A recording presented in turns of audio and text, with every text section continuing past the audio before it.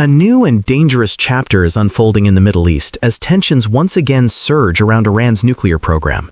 What initially appeared to be a slow-moving diplomatic standoff is now rapidly transforming into a high-stakes confrontation involving the United States, Israel, and Iran, where the threat of military conflict is no longer distant speculation, but a real and looming possibility. As last-minute negotiations continue behind closed doors, Iran is simultaneously preparing for a worst-case scenario, quietly putting alternative governance and military response plans in place should war erupt. According to a report by Axios, the United States may still be open to a narrowly defined compromise. The report suggests that U.S. President Donald Trump could allow Iran to continue limited uranium enrichment, but only if Tehran provides firm, verifiable guarantees that it will not pursue any pathway toward developing a nuclear weapon. This potential concession, however, comes with sharp warnings. If Iran refuses to accept Washington's strict conditions, the United States is reportedly weighing far harsher alternatives.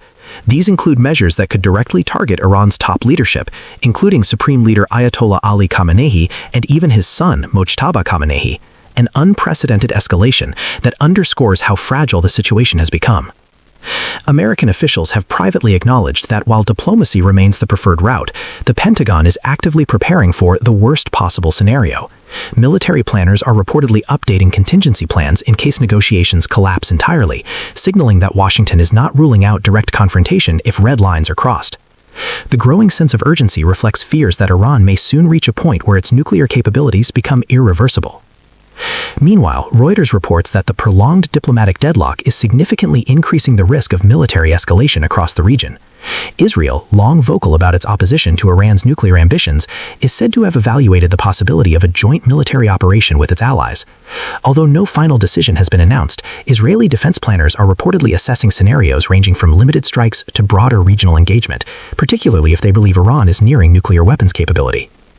Despite these alarming developments, Iranian officials continue to strike a cautiously optimistic tone. Foreign Minister Abbas Araghchi has claimed that recent talks have achieved principled progress and that a written proposal outlining technical safeguards will soon be presented. According to him, Iran believes its nuclear program can remain strictly peaceful through advanced technical arrangements and international oversight.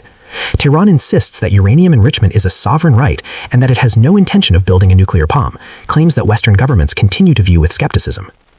Central to these technical discussions is the head of the UN's nuclear watchdog, Rafael Grossi, whose agency plays a crucial role in monitoring Iran's nuclear activities. Grossi's involvement underscores the international community's effort to prevent escalation by ensuring transparency and verification. Yet trust remains fragile, and inspectors' access and reporting have often become points of contention in past negotiations. Behind the scenes, however, Iran appears to be preparing for a far darker outcome. Citing the New York Times, the Times of Israel reports that Supreme Leader Khamenei has developed multiple contingency plans in case he is killed in a potential attack. These plans reportedly include layered lines of succession across key military and political institutions, ensuring that the state's decision-making apparatus would continue to function even amid chaos. Senior commanders and officials have been assigned backup successors, a move designed to prevent paralysis during a national emergency. The report also reveals that last month, against the backdrop of nationwide protests and rising U.S. military threats, Khamenei brought one of his most trusted allies back into the center of power, Ali Larijani, a former Revolutionary Guard commander and longtime political insider. Larijani has been tasked with overseeing internal security challenges, managing sensitive nuclear negotiations with the United States, and maintaining diplomatic channels with key regional and international partners such as Russia, Qatar, and Oman. He is also supervising preparations for a possible wartime scenario, coordinating between civilian leadership and military command. Although Larijani is not widely viewed as a future supreme leader, analysts believe he has become Khamenei's primary pillar of stability during this crisis, a trusted operator capable of navigating both domestic unrest and international brinksmanship. His reemergence highlights how seriously Tehran is taking the current threat environment. On the military front, Iran has placed its armed forces on the highest level of alert. Missile systems have reportedly been deployed along key border regions and throughout the Persian Gulf, while large-scale military exercises are being conducted with increasing frequency. These moves are widely seen as both a defensive posture and a strategic warning to adversaries. Khamenei himself has delivered a stark message: any attack on Iran will be met with a harsh and powerful response, leaving little doubt that retaliation would be swift and far-reaching.